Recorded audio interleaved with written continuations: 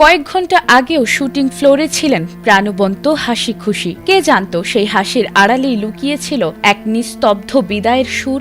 তালসারের উত্তাল ঢেউ কেড়ে নিল টলিউডের প্রিয় মুখ রাহুল অরুণোদয় বন্দ্যোপাধ্যায়কে।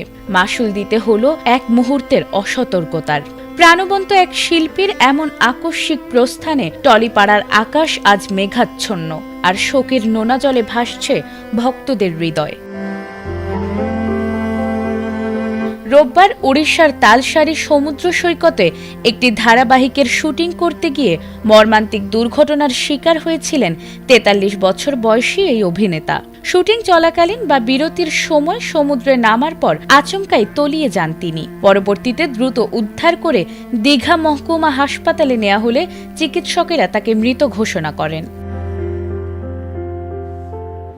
প্রাথমিকভাবে ধারণা করা হয়েছিল পানিতে ডুবে তার মৃত্যু হয়েছে, তবে ঘটনাটি কিভাবে ঘটেছে তা নিয়ে এখনো রয়েছে একাধিক প্রশ্ন। তিনি কি শুটিংয়ের প্রয়োজনে পানিতে নেমেছিলেন নাকি ব্যক্তিগত মুহূর্তে, তা এখনো স্পষ্ট নয়। আর মূল্যবোধের কথা তুলে ধরেছিলেন। আর এ চিঠিতে ব্যক্তি জীবনে অভিনেত্রী প্রিয়াঙ্কা সরকারের সঙ্গে তার সম্পর্ক ও পরিবারও ছিল আলোচনায়।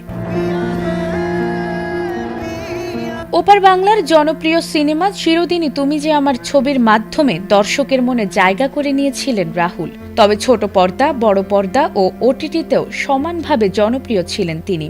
অসংখ্য কাজের মাধ্যমে এবং দক্ষতায় তিনি গড়ে তুলেছিলেন নিজস্ব পরিচয়। কিন্তু নিয়তির কি নির্মম পরিহাস, হঠাৎই সবকিছুকে পেছনে ফেলে থেমে গেল সেই যাত্রা।